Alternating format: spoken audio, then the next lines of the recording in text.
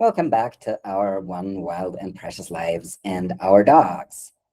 Today, I want to tell you about a dog I met 2 days ago. Yes, that's 2 days ago. His name is Rayas, and he is currently staying with me and Game and Chai. I recently reached out to a couple rehoming organizations here in the city and offered to work with them, taking in they're more difficult dogs who maybe need a little bit of help before they are ready to be adopted out. And yeah, to just do that every now and then when I have time and space. I got a response from one of them, and now Rayas is staying with me. His story is that he has been with this organization for 5 or 6 years. He has been adopted out and returned 5 times. The last time he got returned because he ate a guinea pig. Once he was getting, quote unquote, delivered to the people who wanted to adopt him, and then that's what the rehoming person told me. So I'm just sharing what I heard from her. So they sent her away after meeting Rayas in person without, even quote unquote test driving him. I guess they had seen him in his pictures and he wasn't what they expected. I don't know. Lupita, who works with this organization and has been my contact there, made it sound as if they just made her drive out there and then told her to turn around and take him back. But obviously, there are probably two sides to every story, and I don't know these people's sides. These 2 times of returns are kind of bad luck. All the dogs I've had so far would have eaten guinea pigs and would have enjoyed that greatly. And if that had happened, that would have been on me. Like, I need to keep guinea pigs safe from my dogs. So I would not see that as a reason to return a dog. The other 3 times, though, that Rayas was returned was because he attacked other household dogs and because he was lunging at cars or people he deemed suspicious out on walks, and he was just too much for the people to handle. So those, I feel like, are more legitimate reasons to return a dog if that's not what you signed up for. And I suspect with Rayas, it's particularly tricky because when you first meet him and when he's in a new environment at first, he is very chill. So it is entirely possible that the people who got him thought, oh, I'm going to get this very mellow dog. And then he settled in and showed that he was a higher energy dog than they had bargained for.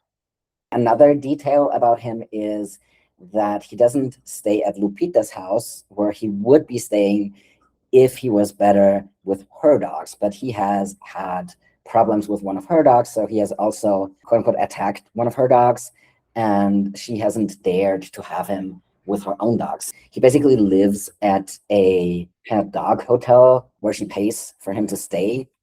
So he hasn't had the opportunity to live in a home environment in a long time, which Lupita also thought would be another good practice run. I got him 2 days ago, as of today that I'm recording this. And the first thing that stood out to me was his weight. You can really see his hocks and his ribs, and he looks like he's only skin and bones. I keep my dogs very slim. Some people would probably think my dogs are underweight because, well, I keep them very slim and athletic. I'm used to sighthounds who are also very slim and athletic. And for me to say, this dog is so slim, he looks sick, that really means something. Like almost all the dogs I see in my daily life and almost all my clients' dogs, I feel like they're at least a little bit overweight. So my standard of what the ideal weight for a dog is, I think, lower than most people's. And like I regularly see pictures of like people who like just adopted a dog or see a dog in the street or whatever, and they're like, oh my God, he's so thin, clearly poor dog, whatever. Where I'm like, well, this is a dog that has a healthy weight. Your ideas of what a dog of a healthy athletic weight looks like are just maybe a little bit off. Sometimes I see a dog who like looks like in top physical shape to me, and I'm like, oh, this is great. That is really rare that this happens. More often than not, I see dogs who are a little or very overweight. But this dog, like, he got out of the car and I was like, something's wrong with this dog, right? And I had asked Lupita if he was getting regular deworming treatments, because that is one thing that is really important to me. I don't want the dogs in my space to potentially introduce parasites to my dogs or other clients' dogs. And she told me, yes, he gets regular parasite treatment. And I believed her, but so like the first thing I did once I had him is like I dewormed him again just in case. But I really don't think that's the problem, because his poop looks fine. And I don't know, like he lives at a dog hotel. So I assume they also have rules about the dogs needing parasite treatments. So I don't think it's parasites. I told her, like, this does not look normal to me. Like, he looks like he's starving, basically. Yeah, like, have you looked into health issues? And she told me that she actually did at some point, like, he had a blood test and everything is fine in the blood test. Well, I know that not all health conditions will show up in a blood screening. And she was like very, very convinced that it's just, quote unquote, his metabolism that he looks like this. So I like, okay, whatever. I went with it, but I don't know, like I just kept looking at him. I was like, he just does not look right to me. He like really inhales his food and he also inhales water. So he drinks more than I would consider normal as well. So that could also, I know that can also be a sign of him being sick. Okay, I need to take a break because my phone is beeping. Let's see what that is. Okay, this is exactly Lupita, who I'm talking about, because she is gonna come here and we're gonna do some training with her dog and Rayas. Okay, back to my story until I have to run because I'm gonna meet Lupita and her dog Donna. That's the dog he attacked and who is now afraid of him. So his health story, I had my doubts about just his metabolism theory, especially also like he's a bulldog or pity mix or something like that. And these dogs typically look like bodybuilders, even if they don't exercise a lot. But his rear end looks like it doesn't have any muscle mass. So I'm like, maybe he hasn't only been losing weight, but also muscle mass. These kinds of dogs just don't look like that. He's not a greyhound, right? He should be looking like a gym bro, given the breed. I took him to Chapultepec yesterday and walked him in the sun and took pictures of him in the sun, and just seeing him really in really, really bright daylight. I was like, yeah, it's really not normal. And I talked to a friend who was also like, oh my God, he looks horrible. So when I showed her a picture, so I was like, okay, I'm gonna talk to Lupita again. And I sent her the pictures I had taken of him in the sun, and she ended up changing her opinion and is now like looking for donations specifically to get him more veterinary care, like to get him checked out again and to get his blood tested, his stool sample tested, and whatever the vet recommends. So we'll see what happens in this respect. What makes me sad for Rayas is that really, I feel like if there is something physically wrong with this dog and it looks like something major, I don't know what it is, like what dogs can suffer from that will cause these symptoms. Whatever it is, it's likely not going to be cheap, right? So it's going to be either something that requires special food, or it's going to be something that requires, I don't know, like insulin, or maybe it's going to be something that requires surgery, and even to diagnose something like that would be probably very expensive. So I don't think if it is something like that, that the rehoming organization will have or be able to collect the funds and the resources to actually like go through with all those testing things, which is perfectly fine. Of course, they're in the business of finding new homes for dogs. They're not in the business of providing expensive veterinary care to dogs. But that means that the people who adopt him would have to shoulder that bill or not do anything about it, right? And if someone like Lupita suggested that she would send people my way while he's with me in the city, the place where he stays at is in the state of Mexico usually. So usually he doesn't have, he's not in the city, so there's less access to him and less opportunities to meet potential adopters. But like if someone comes and wants to meet him, I will disclose that in my opinion, something is clearly wrong with this dog and he may come with a lot of vet bills. And I suspect that that basically will mean that how is that dog going to get adopted ever? Like even if I resolve all his behavioral issues, which so far seem relatively minor, not as grave as the organization thought they were, even then, he's like a 7 or 8 year old dog who will probably be very expensive for whoever takes him in. And if that person has a chance of either selecting a dog who is that age and healthy, or selecting this dog and paying a lot of money for the rest of his life, then, or maybe not even having him very long, if it is something that turns out to be incurable, I feel like his chances are really, really, really slim of finding a home. And I mean, it's just really sad. It's sad for him. Yeah. I mean, I don't have a solution for that, obviously, and it just is what it is. Also, like the other thing is that I feel like he could be like a farm dog somewhere and live his life out the way he is. And as long as he's not in pain, that's okay, right? But here in the city, in the part of the city where I am at, I don't think people would adopt him and then just let him live his life out. People in this area are likely to feel obligated to get to the bottom of it and then provide medical care for him. And if they didn't, that's the thing, is like, I feel like a dog who looks like he does, if someone walked him here at the local park and people started recognizing this person every day, right, and their dog, people would shame the person for not taking the dog to the vet and checking what's wrong with the dog. So I feel like there's really because this area of the city, that's just not a part of town where you can live with a dog like this and nobody's going to say anything. And you can't just keep the dog in your house and yard because this is a city. Everyone lives in apartments. You need to walk your dog if you don't want him to pee and poop in your house.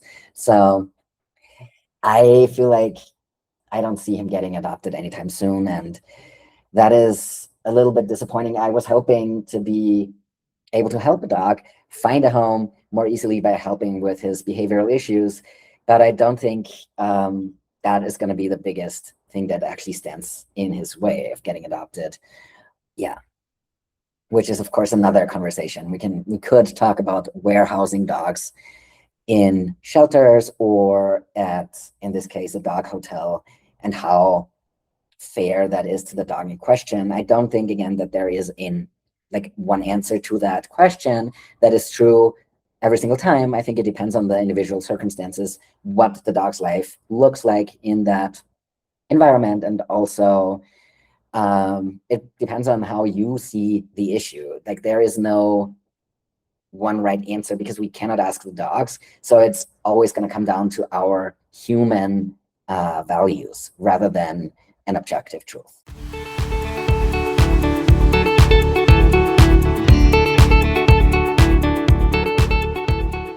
Returning to the notes I took before starting this recording, I found it really interesting to think and reflect on the health question in general. Obviously, rehoming organizations don't have the resources to provide expensive veterinary care, and neither do average people. Only privileged people can go above and beyond for their dogs, medically speaking. Personally, I don't have an ethical problem with not going to the vet as long as the dog in question isn't suffering in any way, shape, or form. What I mean by that, and I'm using the word suffering wrong here, but I don't want the dog to be in pain, and I wouldn't want the dog to be nauseous. But apart from that, also we can't ask the dog, right? So that really also depends on our observation skills. But like weight loss, but having a good appetite, being active, and having normal poop, without knowing Raya's baseline activity level and whether his energy level has dropped considerably, this does seem okay to me. But clearly, looking at him, something is wrong, and it must have been for a while because I feel like he's been losing muscle mass as well from what he looks like, and the way he walks, like a little bit wobbly in the rear end. He reminds me of my neighbor's very, very old dog in Colombia. So that dog was skin and bones too. He enjoyed resting in the sun, he enjoyed eating, and he enjoyed sniffing around the yard. And he was really old. That felt okay.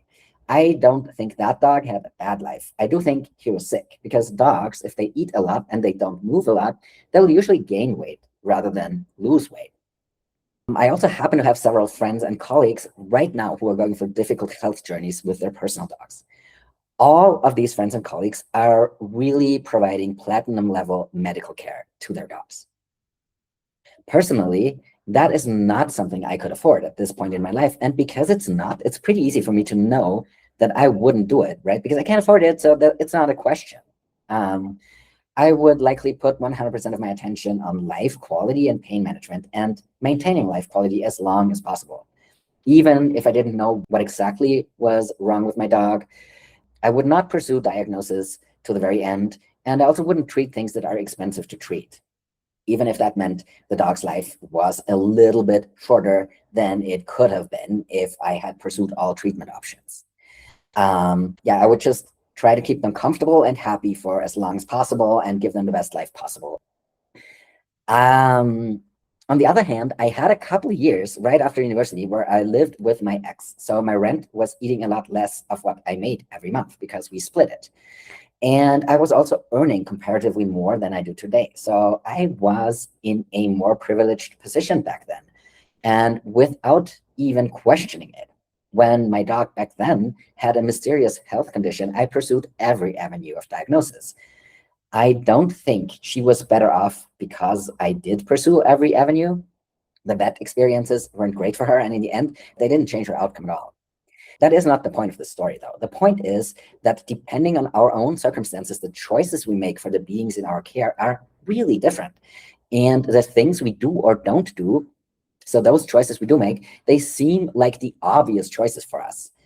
At least they did and do to me. It was just interesting for me to reflect on because I hadn't reflected on this in this meta way as I'm doing right now with Rayas.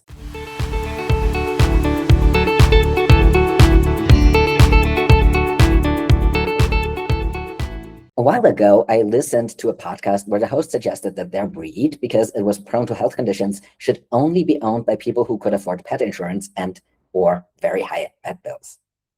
I found myself getting a little bit angry and definitely disagreeing with this person. I don't think there's only one way to give a dog a good life, and I do believe that life quality matters more than quantity. And I also immediately see the classism of denying companion animals to people who aren't at least upper middle class.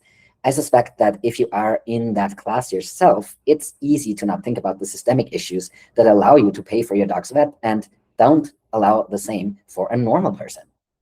It's easy to take your privilege for granted. It's also easy to stare at the symptoms of capitalism, such as the fact that not everyone can afford a vet, and try to mitigate those symptoms with arbitrary rules about pet ownership.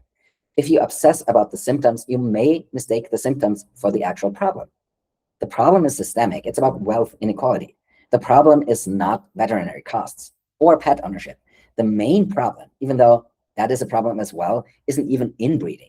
The biggest problem is much bigger than that. It's everywhere around us in the air we breathe, so much so that we take it for granted and think it is normal. And the solution, the real solution, is not mitigating the problem, but changing the system that has wealth inequality built into it. But back to Rayas. I've been meaning to record everything I work on with him. The jealousy of other dogs, the lunging or barking at strangers, and everything else we do together. I may not share all of his videos because he looks like a skeleton. And when I shared a picture of him with my friend the other day, they were shocked and didn't want to look at it because he was so thin. So I'm still debating whether to put him out there or not. If I do, I'll share him on my Patreon. And yeah. In any case, speaking of that Patreon, I just changed my levels. So now that I'm not trying quite as desperately to make ends meet, my Patreon is going to be more accessible to more people. I also swapped euros for US dollars because the dollar is weaker right now. So check it out and come join me at patreon.com/adventuredogs. My lowest tier is now at $5. I'll probably do lots of dumps when I have material, followed by less content, followed by a lot again, rather than what I used to do, which was 2 videos every week. There will be videos of my dogs, client dogs, virtual sessions, and peaks of content I'm creating and will be releasing elsewhere in the future, plus the opportunity to ask podcast questions. If you're a current Patreon, thank you so much for hanging in there with me over the last year or so. My tiers were pretty high, and you have helped me make it through the year, and I'm so grateful. I'm leaving your subscriptions unchanged for now, but you can swap them out for the new and cheaper tiers manually. All right, that's it for today. I'll have to run now and meet Lupita for Rayas' session with her dog, Donna. I'll keep you updated, maybe by videos on my Patreon. Okay, definitely here in the podcast. Bye.